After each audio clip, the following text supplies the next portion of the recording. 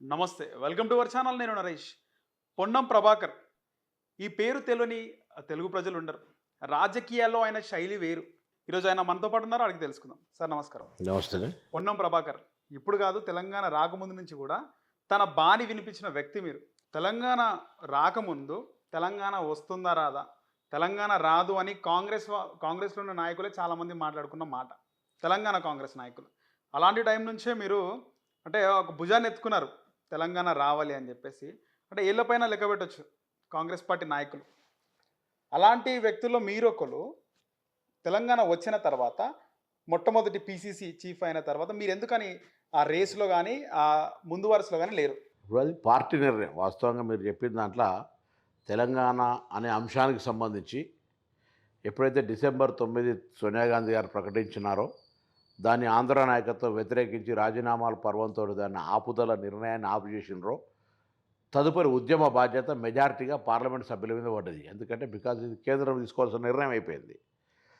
So అప్పుడు మేము అందరం కూడా పార్లమెంట్ సభ్యులం, ఆనాడున్న సహచర పార్లమెంట్ సభ్యులు అందరం కలిసి తెలంగాణ నవ్వార్ నెవర్ ఇప్పుడు సాధించలేకపోతే మనం ఇక భవిష్యత్తులో తెలంగాణ అనే పదాన్ని మర్చిపోవాల్సిందే అనేటువంటి ఒక నిర్ణయంతో కలిసికట్టుగా ఉదయం బ్రేక్ఫాస్ట్ చేస్తే మధ్యాహ్నం లంచ్ మీటింగ్ చేసుకోవడం, లంచ్ మీటింగ్ తర్వాత పార్లమెంట్కి వెళ్తే పార్లమెంట్ ఒక టీ టేబుల్, ఒక ఎత్తు మీద ఒక టేబుల్ ఉంటుంది, అక్కడ అరేంజ్ చేసుకుని మాట్లాడుకోవడం, ఈవినింగ్ డిన్నర్ స్ట్రాటజీ చేయడం, ఇట్లా చేస్తూ నిరంతరం ఆంధ్ర పవర్ఫుల్ ల్యాబీస్ వ్యతిరేకంగా ఒక వ్యూహాత్మకంగా కలిసికట్టుగా పోరాటం చేసినాం. ఆ సందర్భంలో సరే పార్టీ మేమేమో ఢిల్లీ బేస్గా కొట్లాడుతుంటిమి. కింద ఇక్కడ క్షేత్రస్థాయిలో కొంతమంది శాసనసభ్యులు, కొంతమంది కిరణ్ కుమార్ రెడ్డి కిచెన్ క్యాబినెట్లో ఉన్న మంత్రులు, సరే వాళ్ళ మీద దాని తర్వాత మేమే అసలు తెలంగాణ కొట్లాడామని చాలామంది చెప్పుకునేటో ఉన్నారు. That is not a issue. So ఆ సందర్భంలో కొంచెం ఇష్యూ జరగడం వల్ల మా పోరాటం మాకు జరిగింది, ఇక్కడ ఇది జరిగింది. తెలంగాణ వచ్చింది, వాట్ ఎవర్ ఇట్ మేబీ, అందరి కష్టము, ఎవరి కష్టము ఏం జరుగుతుంది. శాసనసభలో తిరస్కరింపబడ్డ తర్వాత కూడా రాజ్యాంగంలో ఇచ్చిన ఆర్టికల్ 3 తోటి తెలంగాణ రాష్ట్రం వచ్చింది. వచ్చిన తర్వాత పార్టీ నాయకత్వాన్ని ప్రభావితం చేయగలిగిన వాళ్ళు రాష్ట్ర నాయకత్వం. ఎందుకంటే ముఖ్యమంత్రి కావాలనుకునేటోళ్ళు, మంత్రులు కావాలనుకుంటోళ్ళు, మేమంతా మళ్ళీ పార్లమెంట్ సభ్యులంగా ఆలోచన చేసిన వాళ్ళం కాబట్టి స్టేట్ పాలిటిక్స్ మీద మాకు ఇది అంటే ఈ రాష్ట్ర నాయకత్వాన్ని తీసుకురావాల్సిన కొట్లాడాల్సిన బాధ్యత వాళ్ళ మీదనే ఉండడంతో పీసీసీ ఆనాడు కాంగ్రెస్ పార్టీ హైకమాండ్ 6 పదవులు ఇచ్చింది. PCC president Ponnala Lakshmaiah, working president Uttam Kumar Reddy, సరే అట్లా క్యాంపెయిన్ కమిటీ ఒకరికి, క్యాంపెయిన్ కమిటీ వైస్ చైర్మన్ ఒకరికి, మేనిఫెస్టో ఒకరికి, మేనిఫెస్టో వైస్ చైర్మన్ ఒకరికి, అట్లా అందరికీ మంత్రులు లేకపోతే ఈ తెలంగాణ శాసనసభకు సంబంధించి ఈ రాష్ట్ర నాయకత్వం ఇచ్చి ఒక్క పార్లమెంట్ సభ్యుని కూడా ఇవ్వలే.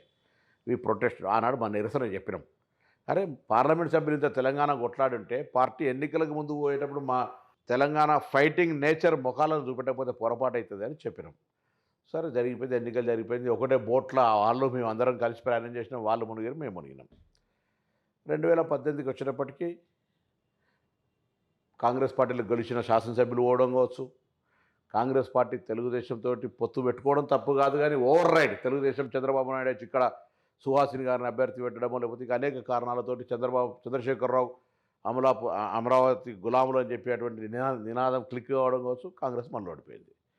సరే ఇప్పుడైనా కనీసం అందరూ కలిసి ముందుకు పోతే కార్యకర్తలు అనుకుంటా ఉన్నారు, కార్యకర్తలు అందరూ చెప్తారు కలిసి ఉండి కాంగ్రెస్ ఈరోజు ప్రజలు ఓట్లేయడానికి సిద్ధంగా ఉన్నారు.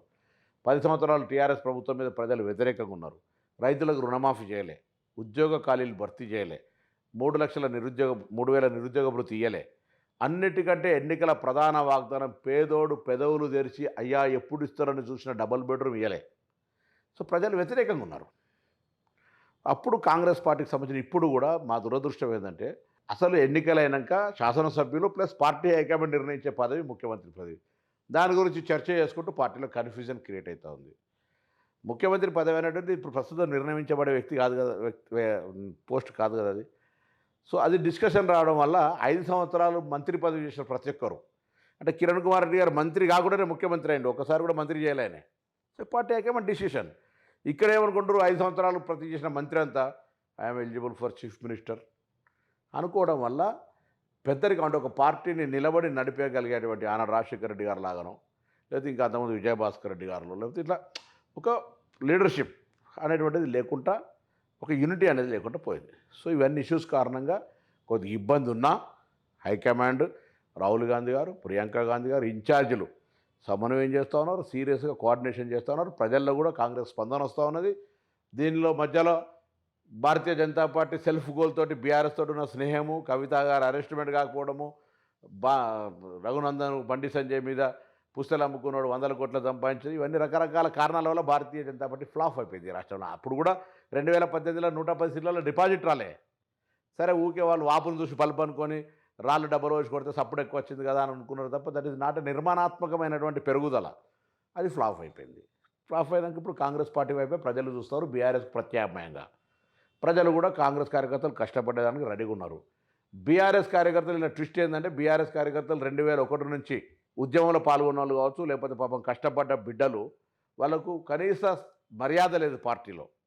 ఎంతసేపు శాండ్, ల్యాండ్, మైన్, వైన్ మాఫియాలుగా మారిపోయి ఎమ్మెల్యేలు కబ్జాలు గురి చేస్తుంటే వీళ్ళంతా కూడా అన్నమో రామచంద్ర అంటూ ఒక పూట తిండి ఉండి లేకుండా బాధపడుతున్నారు. మీరు ఈ మధ్య చూస్తూ ఉన్నారు అనేక సంఘాలుగా ఏర్పడి తెలంగాణ ఉద్యమకారులు, తెలంగాణ అమరవీరులు, తెలంగాణ నిరుద్యోగులు, తెలంగాణ అనే అంశాల మీద ఏ ఊర్లో ఎక్కడికక్కడ ఫోరాలు ఏర్పాటు చేసుకొని పోరాటాలు చేస్తారు ఆత్మగౌరవం కోసం. సో ఆ విధంగా కార్యకర్తలంతా కూడా ఒకసారి టీఆర్ఎస్కు కర్రు కాల్చి వాత పెట్టి ప్రభుత్వాన్ని దించుతూనే మళ్ళీ అసలు ఉద్యమకారులకు రికగ్నేషన్ వస్తుంది. లేకపోతే ఆ పార్టీ ఈ పార్టీ తీసుకొని తెలంగాణ వ్యతిరేకులు తీసుకొని కుర్చీలో కూర్చున్నట్టు పదవులు ఇస్తారు అనేటువంటి ఒక ఫీలింగ్ టీఆర్ఎస్లో వచ్చింది. అది శుభసూచకం. ఎందుకంటే 2004 నుంచి 14 దాకా కాంగ్రెస్ అధికారంలో ఉంటే మామూలు కూడా మంత్రులు ఇక్కడ దాకా, ఎంపీలు అందరం కళ్ళు ఇక్కడ దాకా పోతే కార్యకర్తలు కర్రగాల్చి వాత పెట్టి ప్రభుత్వం కూలిపోయింది. ఇప్పుడు కూడా ఈ 10 సంవత్సరాల టీఆర్ఎస్ పార్టీలో ఉన్న పెద్ద పెద్ద ల్యాండ్, శాండ్, మైన్, వైన్ మాఫియాలు కార్యకర్తల పట్ల పట్టించుకుంటలేవు కాబట్టి కార్యకర్తలు వాళ్ళకు కూడా ఒకసారి దించాలనుకుంటారు. అప్పుడు వాళ్ళని గుర్తిస్తారనే ఒక ఫీలింగ్ వచ్చింది కాబట్టి టీఆర్ఎస్ ఓటమి ఖాయం. దాన్ని ఎట్లా అడ్వాంటేజ్గా మార్చుకుంటుంది కాంగ్రెస్ చేతులు. తెలంగాణ రాకముందు మీరు తెలంగాణ గురించి బాగా ఉద్యమించారు. వచ్చిన తర్వాత పార్టీ అభివృద్ధికి కానీ అంటే పార్టీని మళ్ళీ అధికారంలోకి తీసుకురావడంలో మీరు ఎందుకు అంత ముందంజ వేయలేకపోయారు? అంత సరే, ఇప్పుడు చురుకుగా ఎందుకు మీరు లేరు అసలు? అదే నేను చురుకుగా లేరు అని నీకు అనిపిస్తే నేనేం చేయలేను. కానీ నేను నా నియోజకవర్గంలో ఉండబడే రాష్ట్ర వ్యాప్తంగా అంటే రాష్ట్ర వ్యాప్తంగా నాకేం బాధ్యత లేదు. ఇప్పుడు రాష్ట్ర వ్యాప్తంగా 2014 తర్వాత 2014 తర్వాత నేను వర్కింగ్ ప్రెసిడెంట్గా అనేక కార్యక్రమాల్లో కూడా పాల్గొంచుకున్నాం కదా. పెద్ద పెద్ద మూమెంట్స్ చేసినాము, పెద్ద పెద్ద 17, 18 ఎన్నికల ముందు మీరు వర్కింగ్ ప్రెసిడెంట్. దానికంటే ముందు కూడా నేను మొత్తం నేను చెప్తే కదా, ఎక్కడైతే ఓడిపోయినా అక్కడనే గెలవాలనే దాని మీద క్షేత్రస్థాయిలో తిరిగిన. పార్లమెంట్ అప్పటికే 40-50% టూర్ అయిపోయింది నాది. సడన్గా ఎలక్షన్ ప్రిపేర్ చేయడం వల్ల నేను ఎలక్షన్కి సంబంధించి అంటే మన 2018లో 14 నుంచి ఓడిపోయిన తర్వాత 18 వరకు నేను బాగా ఫీల్డ్ మీద పనిచేసినాము. ఓడిపోవడంతో కొద్దిగా సరే ఒక కరోనా రకరకాల గ్యాప్ వల్ల మూమెంట్ అట్లా లేదు. మీడియా కూడా సరే పవర్ నూతన స్ట్రక్చర్ వచ్చింది పీసీసీలో, వాళ్ళందరూ నడుస్తూనే ఉన్నాయి కదా కార్యక్రమాలు. 2014లో తెలంగాణ ఇచ్చింది కాంగ్రెస్ పార్టీ. ఎస్, ఇచ్చిన పార్టీ అని చెప్పుకోవడంలో విఫలమైందంటారా Congress party? Telangana bill pass అయ్యే సందర్భంలో, తెలంగాణ చర్చ జరిగే సందర్భంలో 1000 కళ్ళతోటి టీవీల సాక్షిగా చూసిన వాళ్ళకి ఇంకా చెప్పుకునేది ఏమున్నది? ఆనాడు తెలంగాణ ఏర్పాటు ప్రక్రియ కాంగ్రెస్తోనే సాధ్యమైందని ప్రతి పౌరుడికి తెలుసు. సోనియా గాంధీ అమ్మ వల్లనే వచ్చిందని అందరికీ తెలుసు. కానీ ఏర్పడ్డ తర్వాత కేసీఆర్ గారి తీపి మాటలు, రైతు రుణమాఫీ 1,00,000 రూపాయల చేస్తా అని, ఖాళీలన్నీ భర్తీ చేస్తాడని, దీని తర్వాత డబుల్ బెడ్రూమ్లు, ఇట్లా అనేక స్కీమ్స్, దళిత ముఖ్యమంత్రి 3 ఎకరాల జాగా, అసలు కేజీ టు పీజీ అని ఏం చెప్పలేదు. ప్రజలు ఆకర్షితులైన ఓట్లు వేసారు. సెంటిమెంట్ కూడా బాగా ఉండే. అప్పుడు సెంటిమెంట్ ఉండే కదా నేచురల్గా.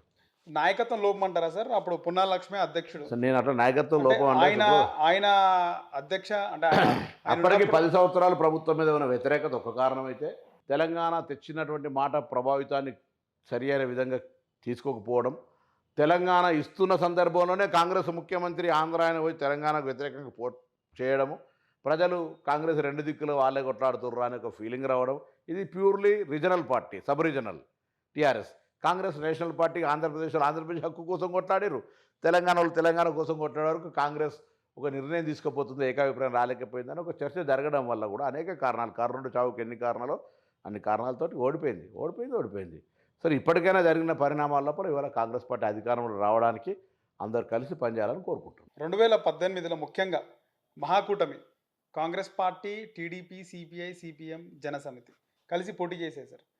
అక్కడ విఫలం అవడానికి ముఖ్య కారణం అప్పటికే వ్యతిరేకత ఉంది టీఆర్ఎస్ పైన. టీఆర్ఎస్ పార్టీ పైన చాలా పెద్ద వ్యతిరేకత ఉండే. మైనస్ ఏందంటారు అందులో? టీఆర్ఎస్ పార్టీ పైన వ్యతిరేకత అంటే శాసనసభ్యులను ఊర్లలోకి రానిలే ప్రచారానికి. ఎప్పుడైతే మొట్టమొదటిసారి ఫస్ట్ ఫేజ్లో జరుగుతుంటే చంద్రబాబు నాయుడు గారితో పొత్తు పెట్టుకున్నారు, అలయన్స్ ఇది అంతా అయింది. అలయన్స్ ప్రాసెస్ ఎగ్జిక్యూషన్ డిలే అయింది, టికెట్ అనౌన్స్మెంట్ డిలే అయింది. అప్పటికి వీళ్ళు శాసనసభ రద్దు చేసి ఆత్మీయ సమ్మేళనాల పేరు మీద కులాల వారీగా పెట్టుకొని చాలా దావతులు విందులు అసమ్మతులను సమ్మతి చేసుకోవడము డబ్బులు విచ్చలవిడిగా. ఒక శాసనసభ్యుడు టీఆర్ఎస్ అని ఏం చెప్తారంటే, ఇక్కడి హైదరాబాద్ టీఆర్ఎస్ ఆఫీస్కి ఫోన్ వస్తే ఎమ్మెల్యేగా ఫోన్ వచ్చింది ఆయనకు. ఉమ్. ఇక్కడికి వచ్చిన తర్వాత మీటింగ్లో రద్దు చేయబడ్డది, శాసనసభ మాజీ శాసనసభ్యుడు అయిండు. మళ్ళీ ఇంటికి చేరేటప్పటికి అభ్యర్థిగా మారిపోయిండు. మళ్ళీ పార్టీ ఆయన టికెట్ ప్రకటించింది. దాంతోపాటుగా డబ్బు పంపించారు. సో దాంతో ఆత్మీయ సమ్మేళనాలు ప్రారంభమైనాయి. ఒక ఎమ్మెల్యే ఒకటే రోజు శాసనసభ్యుడిగా సమావేశానికి హాజరైండు, మాజీ శాసనసభ్యుడిగా మారిండు, పోయేటప్పటికి అభ్యర్థి అయిండు. అప్పటికి కాంగ్రెస్ పార్టీ అసలు సబ్జెక్టులే ఇంకా అప్పటికి పార్టీ ఎన్నికలకు సన్నమవుతూ ఉన్నది.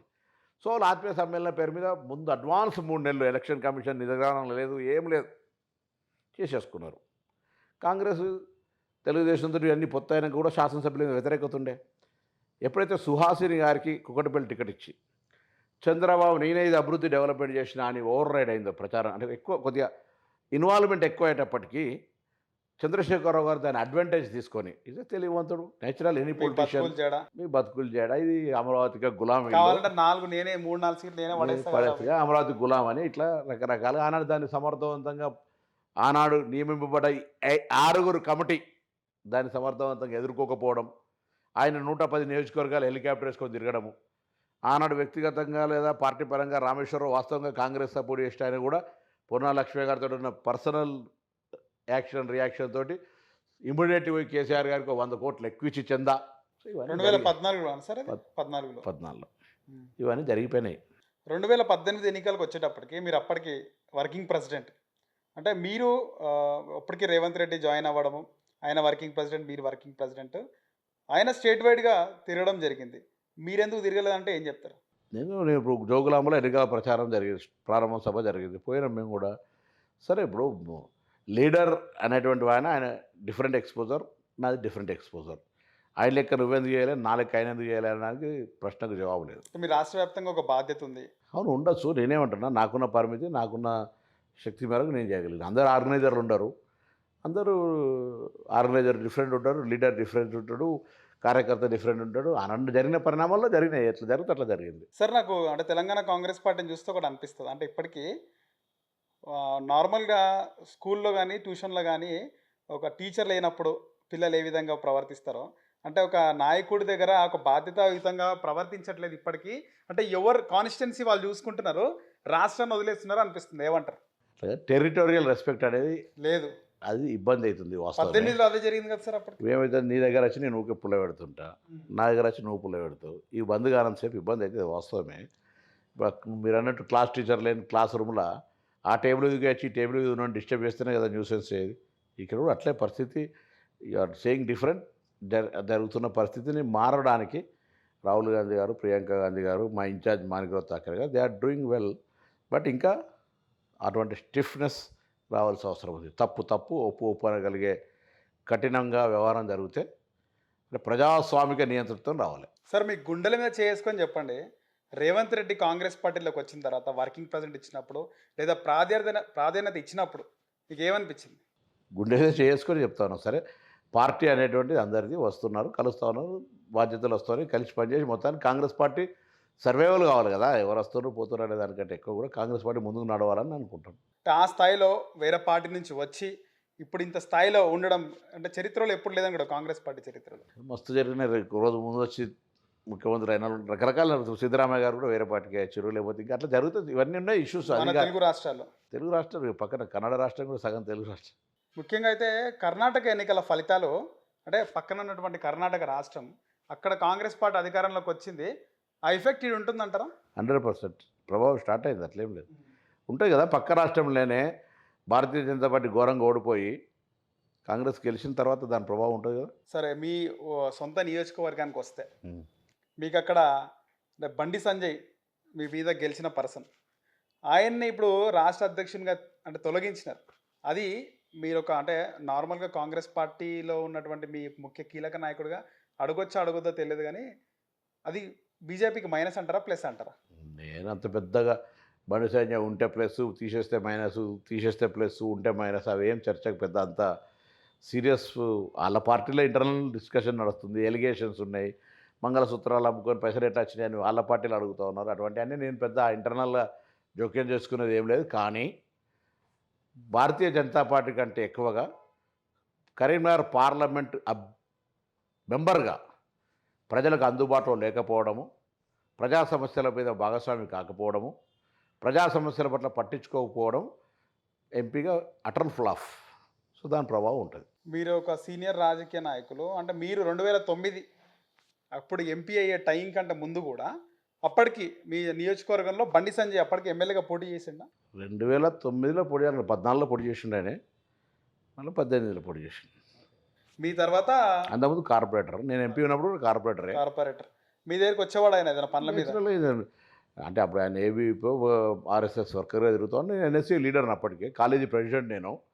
సో నేను అంతా ఒక టౌనే కదా, అప్పుడు ఏముండే 20 సంవత్సరాల కింద చిన్న కరీంనగర్ టౌన్లో అందరం సమకాలీన రాజకీయాలు అట్లేం లేదు. నాకు జూనియర్ 4-5 ఏళ్ళు.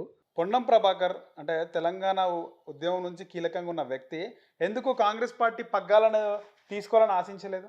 ఇప్పుడు రాకపోతే తర్వాత తీసుకుంటాం కావచ్చు. దానికి లైన్ ఎప్పుడైనా అంటే అడుగుతేనే కానీ అమ్మాయినా అన్నం పెట్టదంటారు కదా. అట్లే నేను అడగనే లేదు కదా, నాకేం వద్దన్న.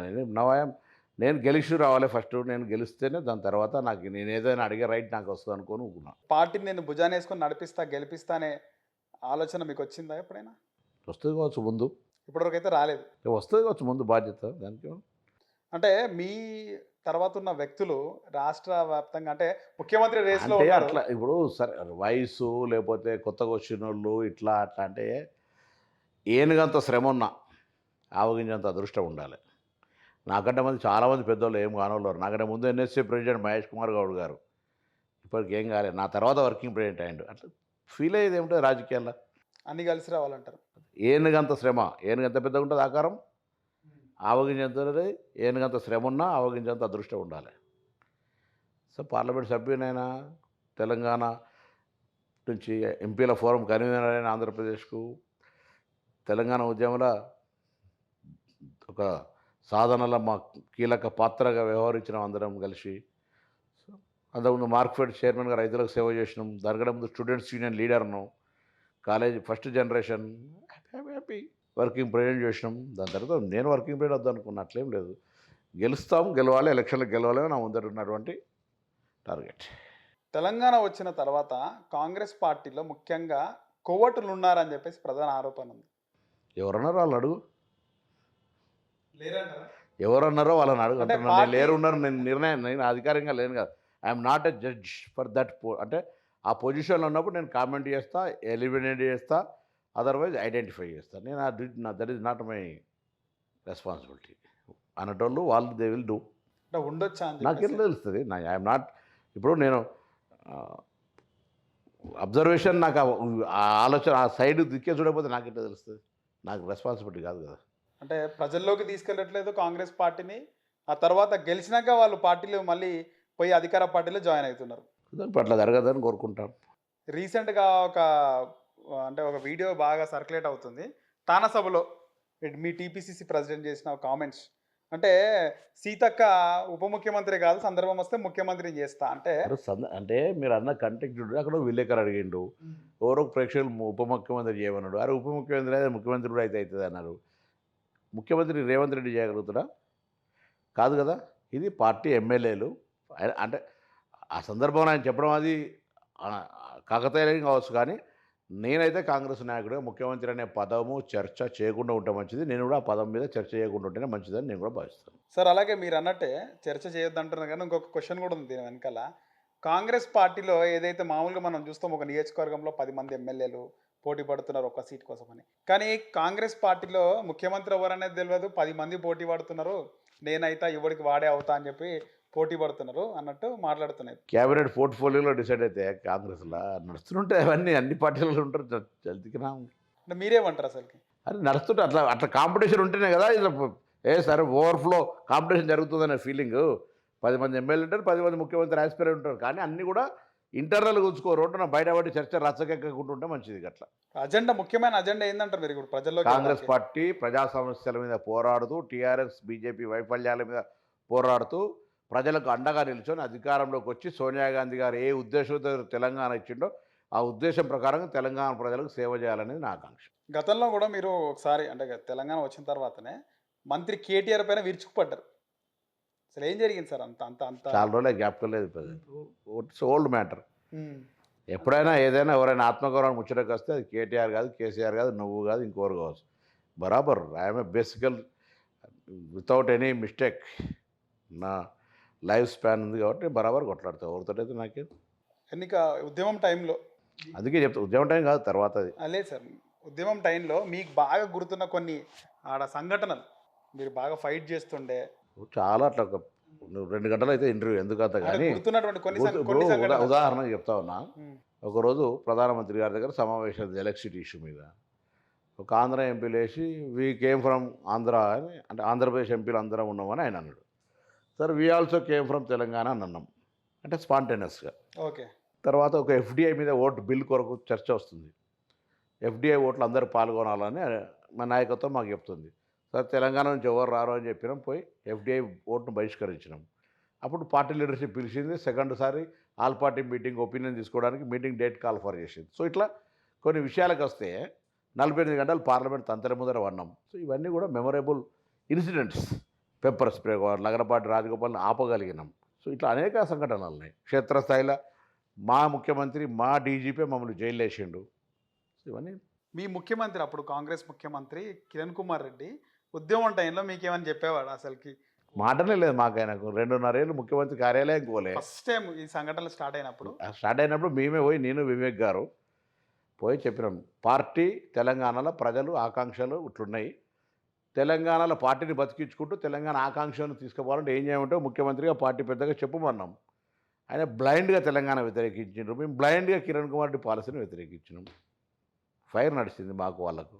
గత కొంతకాలంగా తెలంగాణ కాంగ్రెస్లో రేవంత్ రెడ్డికి ఉత్తమ్ కుమార్ రెడ్డికి తెలియదా గ్యాప్ ఉంది. నాకు తెలియదు. నేను అంత గ్యాప్ ఫీల్ నేను కరీంనగర్లో ఉన్నాయి మధ్య, నాకు ఐడియా లేదు. అలాగే కోమటిరెడ్డి వెంకటరెడ్డి నాకు ఏం తెలియదు కరీంనగర్లో ఉన్నా అంటే నాకు అంతకంత అక్కడ లోకల్ పేపర్ చూస్తున్నాను అంతే, జిల్లా ఎడిషన్. ఓకే. మన రీసెంట్గా జరిగిన సభలో కోమటిరెడ్డి వెంకటరెడ్డి ప్రతిపక్ష నేత పొన్నం ప్రభాకర్ ఇంటర్వ్యూ తీసుకుంటే ఊకే వేరేటోళ్ళ పేరు చెబితే నాకు అర్థం కాదు. నేను ఏమన్నా కరీంనగర్లో ఉన్నా అంటున్నా, నాకు లేదు వేరేటోళ్ళు సార్, మొన్న రీసెంట్ గా అయినటువంటిదా అంటే మీరు విజువల్స్ వీడియోస్ చూస్తుంటారు కదా, చూడలే ఓన్లీ కరీంనగర్లో ఉన్నా. కరీంనగర్ ఇష్యూ అడుగు చెప్తాను. అంటే పార్టీ కార్యక్రమాలు కూడా చూడట్లేదా? నాకు ఏం నేను చేస్తున్నానా లేదా నాకు ముఖ్యంగా, ఇంకోటి చూస్తేనే నేను ఎట్లా నేను అంత అవసరం అనుకుంటే చూస్తే నీకు చెప్పేది అట్లా. అంటే మీ పార్టీ కాదు సార్ అది, మీ పర్వాలేదబ్బా చూస్తే పార్టీని నేను చూస్తాను. మానిగిరావు తాకరే గారు ఉన్నారు కదా, ఏం చేస్తారు అనేది. మొత్తం ఆయన చూసుకుంటారంటారా? అదే please ICC leader in charge. So మీ ప్రత్యర్థి నియోజకవర్గం గురించి మాట్లాడుకుంటే మీ ప్రత్యర్థి బండి సంజయ్ అదే రోజు రోజుకి ఇంకా ఫ్లాప్ అయిన పార్టీకి ఆయన ప్రత్యర్థిట్లేదురబ్బా. మళ్ళీ బీఆర్ఎస్ బీజేపీ ఒకటే, వాళ్ళిద్దరిట్లో ఎవరైతారో అనేది వాళ్ళు నిర్ణయం చేసుకుంటారు. Congress versus BRS plus BJP. అదే కదా సార్, ఎంతకన్నా మీ ప్రత్యర్థి కదా సార్. ప్రత్యర్థి చూద్దాం. రోజు రోజుకి బలపడుతున్నాడు. మన కేంద్ర మంత్రి ఇస్తానంటే కూడా ప్రధానమంత్రి ఇస్తా అని చెప్పింది ఆమె పేరేంది, ప్రధానమంత్రి అభ్యర్థి కొరకు స్టేట్ ప్రెసిడెంట్ చేసిరని చెప్తుండే ఆ పేరేందా, రాణి రుద్రమదేవి గారు. ప్రైమ్ మినిస్టర్ కూడా ఇస్తారు కావచ్చు, వద్దంటున్నట్టు పాపం. ఆయన పైన అంటే ఆయన వైఖరి పైన ఆయన నాకు తెలియదు. భారతీయ జనతా పార్టీ వైఖరి నాకేం సంబంధం భాయ్ సాబ్. బండి సంజయ్ గురించి ఆయన రఘునందన్ మాట్లాడి ఆయనని తీసుకోండి, లేకపోతే ఇంకోరితో మాట్లాడుకోండి. ఆయన పార్టీ కరప్షన్ ఎలిగేషన్స్ చేసేదారు, ఆయన ప్రూవ్ చేసుకుంటారు, నాకేం సంబంధం. సో ఈసారి కూడా మీరు కరీంనగర్ నుంచి పోటీ చేస్తారు చూస్తాం, పార్టీ నిర్ణయం చేస్తుంది కదా. అంటే లోక్సభకు పోకుండా పార్టీ నిర్ణయం చేస్తుంది, దాని ప్రకారం మీకేముంది మనసులో? పార్టీ నిర్ణయం ప్రకారం ఉంటుంది. లేదు సార్, నేను పార్టీ కార్యకర్తను పార్టీ నిర్ణయం ప్రకారం నడుస్తా అంటున్నా. అంటే పొన్నం ప్రభాకర్కి అంటే ముఖ్యమంత్రి అవ్వాలని లేదంటారా? లేదు క్లియర్ కట్గా ఏమున్నా కాన్స్టిట్యున్సీ నియోజకవర్గాన్ని ఫోకస్ లేదు, నా ప్రజలకు సేవ చేయాలని ముఖ్యమంత్రి. ఇప్పుడు నేను ముఖ్యమంత్రి ఉన్నాను, ముఖ్యమంత్రి లేదు అని ముఖ్యమంత్రి పదవి గురించి చర్చన చేయడానికి వాళ్ళ ముఖ్యమంత్రి పదవి కావాలన్నా లేదా అని ముచ్చట మాట్లాడితే ఎట్లా? అది పార్టీ డిసిషన్ చేసే ముచ్చట, దాని గురించి మనకు చర్చ ఎందుకు చేస్తాం మనం? ఏమన్నా పార్టీ డిసైడ్ చేస్తే సార్ పార్టీ నేను మళ్ళీ అదే అంటున్నా, party you don't take any other line. Party ముఖ్యమంత్రి అంశం గురించి మాట్లాడుతుంది, దాని గురించి చర్చనే లేదు కదా. నేను ఎంపీ చేస్తాను, ఎమ్మెల్యే చేస్తానో తెలియదు, దాని గురించి నాకెందుకు చర్చ? పార్టీ కార్యక్రమాల్లో పాల్గొంటాం, పార్టీ నాయకుడిగా ఉంటాం, పార్టీలో ఏ అవకాశం వస్తే అవకాశం తీసుకుంటాం. దానికి సంబంధించిన ఈ ఫలానా పోస్టుకు నువ్వు ఎలిజిబుల్ అనేది దాని ముచ్చట చర్చనే రావద్దు కదా అట్లా.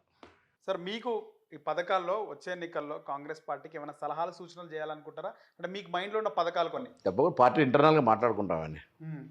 రీసెంట్గా రేవంత్ రెడ్డి ఏదైతే ఉచిత కరెంటు పైన చేసిన కామెంట్ అది అసలు ఏంటి సార్, ఉద్దేశం ఏందంటారు? వైరల్గా మారింది. మాట్లాడిన ప్రెస్ కాన్ఫరెన్స్ చేసిన వాళ్ళ మీకు మనస్ఫూర్తిగా ఒకవేళ రేవంత్ రెడ్డి నాయకత్వంలో పార్టీ వెళ్తే మీరు ఎవరి వైపు ఉంటారు? అంటే ఎన్నికల విజయం తర్వాత. మళ్ళా try to understand I'm a party man. నేను 88 నుంచి కాంగ్రెస్ పార్టీకి సంబంధించిన కార్యకర్తగా ఉన్నా. పార్టీ హైకమాండ్ నిర్ణయం తీసుకునే అంతవరకు నా అభిప్రాయాలు ఏమంటే పార్టీకి చెప్తా, అవి కూడా బయటికి చెప్పా. పార్టీ నిర్ణయం తీసుకున్న దాని ప్రకారంగా ముందుకు నడుస్తాం. అది ఎన్నిక కావచ్చు, ఇంకే బాధ్యతలు ఇవ్వడానికి సంబంధించిన అంశం కావచ్చు, ఏదైనా కావచ్చు. అది నా responsibility and for that. So DK Shivakumar ఆయన ఎన్నికల్లో పార్టీని గెలిపించిన తీరు, ఆయన ఏ విధంగా మీకు సలహాలు సూచనలు చేస్తుంది మీ పార్టీకి ఇక్కడ? లీడర్షిప్ చూసుకుంటుందబ్బా, నాకేం సంబంధం. అంతే అంటారా సార్? అంటే పథకాలు కానీ ఉచిత అదంతా లీడర్షిప్ చూసుకుంటుంది. దానికి కమిటీలని అనేక రకాలుగా పార్టీ బాధ్యతలు ఉన్నాయి. They will take care. Sir మొత్తం 119 కాంగ్రెస్ పార్టీ పోటీ చేస్తా, పొత్తులు ఏమైనా వెళ్ళే ఛాన్స్ ఉంటుందా? అది ఎట్లా చెప్తే మనం దానికి సంబంధించిన how can I say yes or no. Ponnam Prabhakar ఎప్పుడు రాష్ట్ర అంటే పార్టీని ఎప్పుడు నడిపిస్తారంటే ఏం చెప్తారు? ఆవగించ నా ఏనుగంత శ్రమలకు కలిసినాడు ఆటోమేటిక్గా వెళ్ళిపోతుంది. ఓకే, ఇంకా టైం ఉందంటారు దానికి? ఇవో చెప్పు, మనం ఎట్లా తెలిస్తే మనం I'm not a astrologer, I'm a worker. So మీకు ఇప్పటివరకు ఎన్నిసార్లు మీకు వెల్కమ్ చెప్పారు వేరే పార్టీలు? నన్ను కూడా అడగారు. అడగలేదు, రమ్మని చెప్పేసి. నన్ను అడగారు. ఓకే, నన్ను బ్లాక్మెయిల్ చేయడానికి నాకేం ఇంకా బ్లాక్ డ్రాప్ లేవు కదా, నన్ను ఎవరూ అడిగేది లేదు. సార్ ఫైనల్గా ఏ నాయకుడికైనా ఒక్కసారి ఎమ్మెల్యే అయినాము, నెక్స్ట్ టైం మళ్ళీ ఎమ్మెల్యే మంత్రి కావాలా, రాష్ట్ర వ్యాప్తంగా తిరగాల, రాష్ట్ర వ్యాప్తంగా నాకు ఒక ఇది రావాలని చూస్తారు. మీకు అవకాశాలు ఎన్నిసార్లు వచ్చినా కూడా సైలెంట్గా ఉండడం, అంటే ఓన్లీ నియోజకవర్గానికి పరిమితం అవుతూ ఉన్నారు. అట్లా ఏం లేదు. నేను ఎందుకు తిరగలేదు? నేను మార్క్ఫెట్ నేను ఇయ్యాల కాదు, 99లో స్టేట్ ఎన్ఎస్ఏ ప్రెసిడెంట్ అయినప్పుడు ఈ రాష్ట్రంలో 23 జిల్లాలు 10 సార్లు తిరిగిన. 1995లో 99 to 2002. 2005లో మార్క్ఫెట్ చైర్మన్ అయినా. ఆల్మోస్ట్ ఎవ్రీ డిస్ట్రిక్ట్ తిరిగిన ఆంధ్రప్రదేశ్ ఉమ్మడిలా. తెలంగాణ రాష్ట్రం అయిన తర్వాత నేను మండలాల వరకు కూడా చాలా సమావేశాలకు పోయినా. నేను ట్రైనింగ్ ఇన్ఛార్జ్ ఉంటే కార్యకర్తలకు శిక్షణ ఇచ్చినాము. నేను state level I'm most active person. నేను ఎందుకు రాష్ట్రాలు తిరగలేను? ఎక్కడ ఏ ప్రోగ్రాంలో నేను ఆదిలాబాద్, గోండు అక్కడ ఆ సమావేశం నుంచి మొదలెట్టుకుంటే నేను ఏ సమావేశంలో పోలేదు చెప్పండి. అట్లా అన్నిట్లలో ఉన్నాం కదా. స్పెసిఫిక్గా నేను లీడ్ చేయకపోతే, నేను లీడ్ దాన్ని ఆర్గనైజ్ చేయకపోతే మాత్రం నేను నా దగ్గర కరీంనగర్లో పిసిసి ప్రెసిడెంట్ గారి పాదయాత్రలో ఛత్తీస్గఢ్ ముఖ్యమంత్రి వచ్చారు కదా నా జయరాం రమేష్ గారితో పాటుగా. సో ప్రోగ్రాంలో మీకు ఎందుకు why you are looking that way? I'm active person, active in Congress Karimnagar and Telangana. Sir రాజకీయాల్లో మీ గాడ్ ఫాదర్ అంటే ఎవరు సార్? నాకు రాజకీయంగా చొక్కారావు గారు నా గురువు.